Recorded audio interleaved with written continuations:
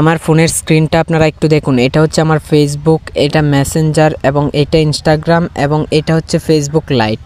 দেখেন আমি প্রত্যেকটা অ্যাপ্লিকেশনের মধ্যে কিন্তু আমার ছবি ব্যবহার করেছি। আপনার ফোনের সবগুলো অ্যাপসের লোগোতে কিন্তু আপনার ছবি অ্যাড করতে পারবেন। আজকের এই ভিডিওটা খুবই ইন্টারেস্টিং। ফোনের যে কোনো অ্যাপসের লোগোতে আপনার ছবি সেট করুন। তো কাজটি কিভাবে করবেন সম্পূর্ণ বিষয়টি কিন্তু আজকের এই ভিডিওতে আপনাদেরকে দেখাবো। তো চলুন আমরা ভিডিওর মূল কাজে চলে যাই। ফোনের অ্যাপসের লোগোতে কিভাবে নিজের ছবি সেট করবেন সেটা আপনাদেরকে একদম খুব সহজে দেখিয়ে দেই।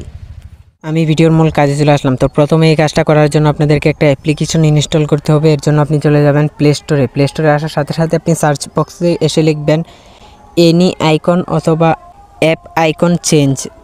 আমি এনি আইকন লিখে সার্চ দিয়ে দিলাম। সার্চ দেওয়ার সাথে সাথে এরকম একটা অ্যাপ্লিকেশন শো করবে। আপনি এই অ্যাপ্লিকেশনটা খুঁজে বের করবেন। আপনি লোগোটা দেখে রাখুন। এই অ্যাপ্লিকেশনটা খুঁজে বের করে আপনি ইনস্টল করার পরে ওপেন করবেন।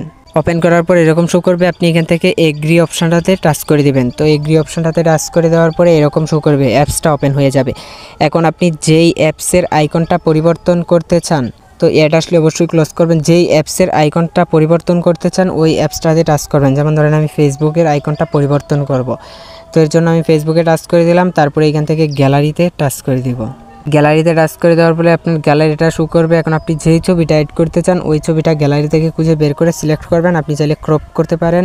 তো তারপরে উপরে দেখতে পারবেন যে একটা ঠিক চিহ্ন দেওয়ার অপশন রয়েছে। আপনি উপর থেকে এই ঠিক চিহ্নটাতে টাচ করে দিবেন। টাচ করে দেওয়ার সাথে সাথে দেখেন এইখানে কিন্তু ফেসবুকটা চলে গিয়ে এখানে কিন্তু আমার ছবিটা চলে এসেছে। ফেসবুকের লোগোটা রিমুভ হয়ে কিন্তু আমার ছবিটা শো করছে। এখন আপনি চাইলে এখানে নামটাও কিন্তু পরিবর্তন করতে পারবেন।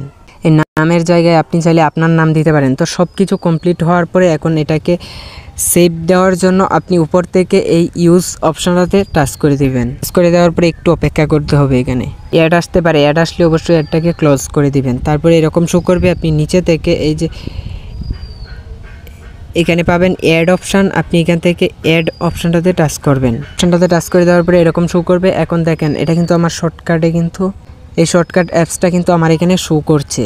তো দেখেন এখানে কিন্তু আমার অরিজিনাল ফেসবুকটাও কিন্তু রয়েছে এবং এখানে আমি এইমাত্র যেটা তৈরি করলাম আমার ছবি দিয়ে এটাও কিন্তু রয়েছে।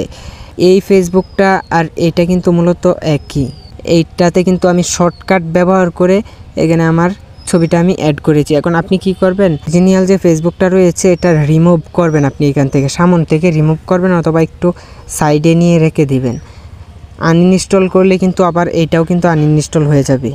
আনইনস্টল করা যাবে না, আপনি এটাকে হাইড করে রাখবেন অথবা রিমুভ করে রাখবেন। তো নিচে যে আমার অ্যাপসগুলো রয়েছে এইখানে কিন্তু আমার ছবিটা শো করবে না। এই ছবিটা কিন্তু উপরের শর্টকাট অ্যাপসগুলো যেইখানে থাকে এখানে কিন্তু শো করবে। ঠিক একইভাবে আপনি যে কোনো অ্যাপসের আইকন পরিবর্তন করতে পারবেন। আমি ফেসবুকটা দিয়ে দেখিয়েছি। আপনি চাইলে ইউটিউব এমনকি অন্য যে কোনো অ্যাপসের আইকন আপনি পরিবর্তন করতে পারবেন। তো বন্ধুরা ভিডিওটা দেখে যদি একটু উপকার হয় অথবা ভালো লাগে তো অবশ্যই সাথে থাকবেন। দেখা হবে নতুন ভিডিওতে। ধন্যবাদ এতক্ষণ সাথে থাকার জন্য।